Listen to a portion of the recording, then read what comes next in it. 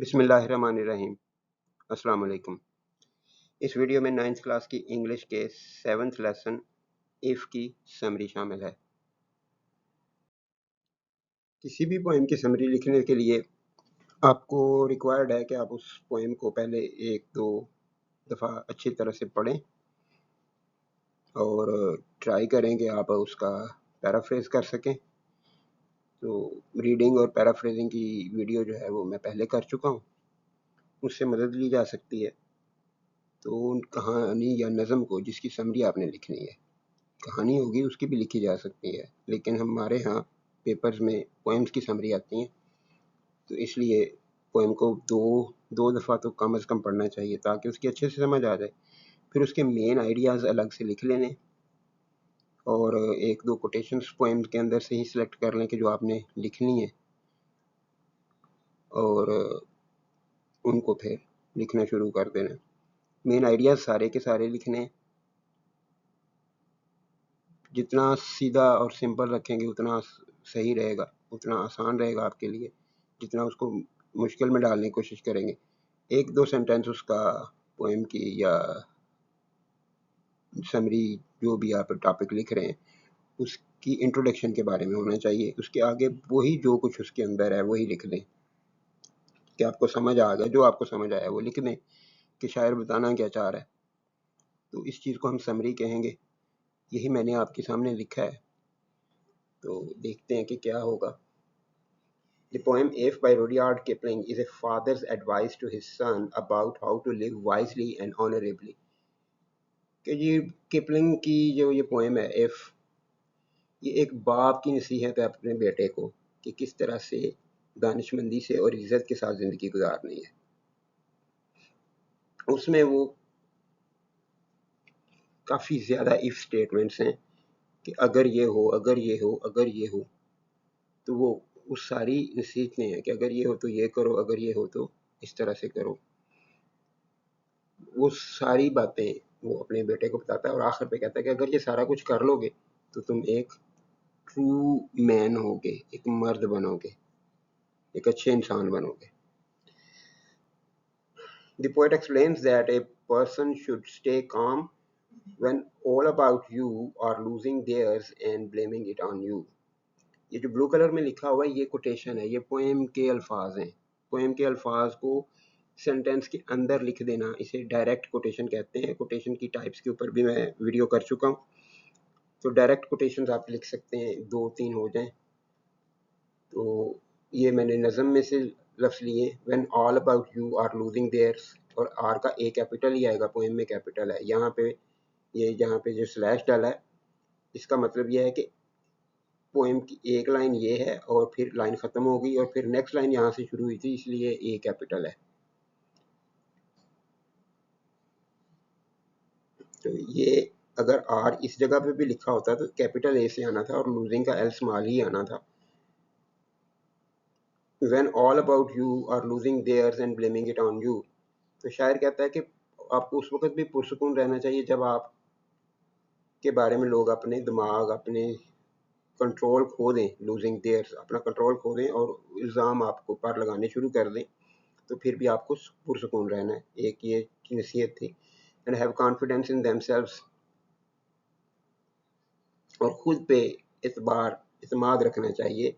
while accepting that others may doubt them, और ये भी कबूल करना चाहिए कि दूसरे उसके ऊपर शक करेंगे। कर सकते हैं, कोई भी कर सकता है, लेकिन इंसान को खुद पे शक नहीं हो जाना चाहिए दूसरों की वजह से। इंसान को खुद के ऊपर कॉन्फिडेंस रहना चाहिए। He says one should not be trapped by dreams or thoughts, but use them sensibly. इंसान ख्वाब देखता है, इंसान की सोचें होती हैं, लेकिन ख्वाबों और सोचों में उलझ कर नहीं रह जाना चाहिए, बल्कि उन्हें दानिशमंदी से इस्तेमाल करना चाहिए। नेक्स्ट 2-3 लाइन्स में किपलिंग जो है वो अपने बेटे को ये नसीहत कर रहे हैं। Kipling advises treating triumph and disaster as equal imposters. Kipling नसीहत करते हैं कि जीत और तबाही को एक जैसे बहरूपिये समझना चाहिए, यानी इन दोनों के वजह से कोई ज़िंदगी के ऊपर बहुत बड़ा फ़र्क नहीं पड़ता और बस आपको इनको कंट्रोल करना है। person should bear it patiently when their words are twisted. एक इंसान को सब्र के साथ बर्दाश्त करना चाहिए जब उनके अल्फाज को तोड़ मोड़ कर पेश किया जाए, और there hard work is broken, या उनका मेहनत का काम किया हुआ, जो मेहनत से जो काम किया हुआ है वो ख़राब हो जाए, ख़त्म हो जाए, and start again without complaint. तो शिकायत किए बगैर दोबारा शुरू कर दें, एक दफ़ा नहीं हुआ दोबारा कर दें, जब तक जान है कोशिश करते रहें। तो रेजिलियंस दिखाने का कहते हैं यहाँ पे, they should take risks, face losses bravely and keep going even when strength is gone, driven only by the will to continue। ये पोएम के एंड पे हैं ये बातें कि रिस्क लें, नुकसान को बहादुरी से बर्दाश्त करें, उसका सामना करें और चलते रहें, चाहे आपकी ताकत ही ख़त्म क्यों नहीं होगी। तो आपको आपकी विल पावर, आपकी कुव्वत फैसला, कुव्वत बर्दाश्त जो है, विल है, वो आपको चलाती रहेगी। The poet also values humility। शायर आजिज़ी की भी वैल्यू बताता है कि आजिज़ रहना चाहिए, ये भी ज़िंदगी में अहम है। One should be able to talk with crowds without losing virtue। अपने किरदार को ख़राब किए बगैर लोगों के साथ बात करने का कमाल हासिल होना चाहिए। And meet kings without losing the common touch। और बादशाहों से भी मुलाकात करें और आम लोगों से, और वहाँ पे जाकर अकड़ अकड़ के ना बैठता फिरे, अपना कॉमन टच बरकरार रखे, आम लोगों के साथ राब्ता बरकरार रखे, जिसको ह्यूमिलिटी कहते हैं, आजिज़ी बरकरार रखे। अगर बादशाहों का कुर्ब नसीब भी हो जाए तो ऐसा नहीं हो कि वो दूसरों को इंसान समझना बंद कर दे या खुद को अपने आप को बहुत बड़ा आदमी समझना शुरू कर दे। Neither friends nor enemies should have power to hurt deeply। तो अगर ये इन चीज़ों के ऊपर कर लेंगे, कंट्रोल कर लेंगे, तो किसी दोस्त या दुश्मन में ये ताकत नहीं रहेगी कि वो आपको गहरा दुख पहुंचा सके। And every minute should be used well. और हर मिनट को अच्छे तरीके से इस्तेमाल किया जाना चाहिए। To fill the unforgiving minute, ये कोटेशन आ गई इसमें, with 60 second worth of distance run. और ये इस पोएम के अंदर सबसे अहम बात है कि इंसान को कहीं पे कभी किसी पे गुस्सा आ भी जाता है, वो नाराज़ हो भी जाता है, वो किसी को माफ़ नहीं करना चाहता, तो वो कहता है कि एक वो अनफॉरगिविंग, आप ना माफ़ नहीं करना चाह रहे, तो वो जो 1 मिनट है ना, उसको उसके अंदर 60 सेकंड ही होने चाहिए। ये नहीं है कि आप माफ़ कर रहे हैं, माफ़ नहीं कर रहे, तो आप लंबे अरसे के लिए नाराज़ हो गए। काफ़ी है, 1 मिनट काफ़ी है किसी से नाराज़ होने के लिए, उतना ही काफ़ी है। नाराज़गी को, गुस्से को अपने ऊपर इतनी देर ही हावी होने दें, और इतनी देर ही दूसरों से दूरी रखें। नाराज़ हो गए 1 मिनट के बाद, फिर दोबारा वापस उसी बात पे, उसी डगर पे आ जाए। ये बिल्कुल भी गलत बात होती है कि आप ताल्लुकात ही तोड़ दें, अनफॉरगिविंग हो जाए, कि माफ़ ही नहीं करना, ख़त्म।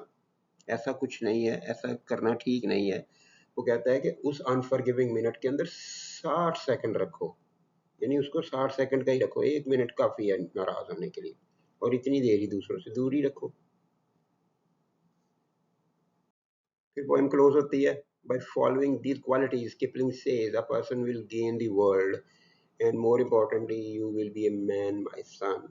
ये इसके अंदर एक अहम कोटेशन है, बेटे तुम एक मर्द बनोगे, इस तरह से कह रहा है कि ये सारी क्वालिटीज़ अगर तुम्हारे अंदर आ जाए, जो इनका जिक्र पहले किया गया, जिनका जिक्र पूरी पोएम में किया गया, अगर वो आदमी के अंदर सारी क्वालिटीज़ आ जाएं, तो किपलिंग कहता है कि उस आदमी को सारी दुनिया हासिल हो जाएगी, और सारी दुनिया से भी ज़्यादा अहम ये है कि वो खुद एक ट्रू मैन, एक असल इंसान, एक असल मर्द बनेगा। इसके अलावा समरी के अंदर गुंजाइश होती है कि आप एक बॉक्स कोटेशन लिख सकें, आउटसाइड कोटेशन, जो टेक्स्ट के अंदर से नहीं है, बाहर से कहीं से ली है। तो ये कोटेशन यहाँ पे सूट करती थी, मैंने लिख दी है। Self control is strength, right thought is mastery, calmness is power. ये जेम्स एलन की कोटेशन है कि खुद पे काबू रखना ताकत है, सही सोच जो है वो एक कमाल है, मास्टरी है। कामनेस इज पावर, और पुरसुकून रहना भी एक ताकत है। पुरसकून रहना। ताकतवर लोग यानी ज़हनी तौर पर स्ट्रॉन्ग लोग जो हैं वो सेल्फ कंट्रोल भी कर सकते हैं, पुरसकून भी रह सकते हैं। यही ये नज़म बता रही है कि यही करना है और सही सोच रखना, ये एक कमाल है। तो कोटेशन, जो बॉक्स कोटेशन होती है उसको टेक्स्ट से अलग नीचे लिखा जाता है और पेज के तकरीबन दरमियान में इस तरह से, और फिर थोड़ा सा राइट साइड पे उसी कोटेशन के नीचे उसका रेफरेंस लिखा जाता है कि किसने लिखी है। तो ये एक बुक है as a man thinketh, as a man thinketh, James Allen एक ब्रिटिश फिलोसफर था, उसने एक बुक लिखी सेल्फ कंट्रोल के ऊपर, एज ए मैन थिंकeth। ये बुक का नाम है, ये फिलोसफर का नाम है। और रेफरेंस लिखने के दो तरीके हैं, या तो ब्रैकेट्स के अंदर लिख दें या फिर ये डिल्टे मार्क है, डिल्टे DILTE, डिल्टे मार्क लिखें और उसके बाद रेफरेंस लिख दें। दो तरीके जो आपको पसंद आए लिख लीजिएगा। और मुकम्मल समरी कुछ इस तरह से लिखी जानी चाहिए। हेडिंग्स जो है वो ऊपर लेफ्ट साइड पे या सेंटर में, ये आपकी मर्जी है। पोएट का नाम आपकी मर्जी है, लिखना चाहें लिख दें, नहीं लिखना चाहते तो भी छोड़ भी सकते हैं। और जो क्वेश्चन की स्टेटमेंट के मुताबिक क्या लिख रहे हैं आप, समरी है तो वो ब्रैकेट्स में लिख सकते हैं आप। पोएम का नाम, पोएट का नाम और क्या लिख रहे हैं वो लिखें।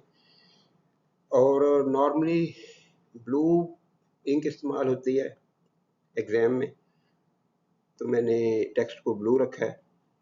और जहाँ पे आपको ब्लैक टेक्स्ट नज़र आ रहा है, ये आपने कोटेशंस को एक दूसरी इंक में लिखना है। पेपर में सिर्फ दो कलर्स की इजाज़त होती है, ब्लैक एंड ब्लू। और बाज़ औक़ात कुछ लोग, कुछ टीचर्स ये बताते हैं कि सिर्फ ब्लू, तो फिर स्टूडेंट्स के पास इसकी ये गुंजाइश होती है कि एक वो मार्कर ले लेते हैं जिसकी टिप ज़रा मोटी होती है, वो थोड़ा सा भारी लिखता है, मोटा लिखता है। एक वो ले लेते हैं फाइन लाइनर, जिसे आम लफ्ज़ों में पॉइंटर कहा जाता है, वो ले लेते हैं।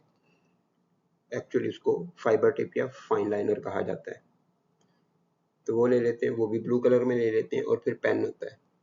तो ये तीनों की इंक जो है वो ब्लू होती है, लेकिन डिफरेंटली साइज्ड होती है। मोटा लिखते हैं, बारीक लिखते हैं, डार्क होती है, लाइट होती है। तीनों का कलर अलग अलग होता है, लिखा हुआ वाज़ेह पता चलता है, तो आप वो यूज़ कर सकते हैं। कोटेशन के लिए आप अपना रंग चूज़ कर लीजिएगा। कोटेशन इसी तरह से इनलाइन लिखेंगे हम, और फिर एंड पे जो हमारी बॉक्स कोटेशन है वो लिखेंगे। तो ओवरऑल इस तरह से नज़र आना चाहिए। और नॉर्मली हर स्टूडेंट की हैंड राइटिंग में दूसरे से डिफरेंस होता है। कुछ स्टूडेंट्स जो हैं वो एक लाइन में 6-7 लफ्ज़ लिखते हैं, कुछ ज़्यादा लिख देते हैं, और यहाँ पे ये ज़्यादा ही हैं। अगर नॉर्मल एक स्टूडेंट के हैंड राइटिंग में लिखा जाएगा तो ये एक पूरा फुल स्केप पेज होगा, जो पेपर वाला पूरा पेज है ये तकरीबन पूरा हो जाएगा। इसको लिख के ट्राई कीजिएगा, कम लगे टीचर से हेल्प लें। ये कोई सहीफ़ा नहीं है कि जो मैंने लिख दिया और ये पूरा ही ऐसे ही आएगा, कुछ इजाफा कर सकते हैं, कुछ कमी कर सकते हैं। तो ये आप अपने टीचर से हेल्प ले सकते हैं।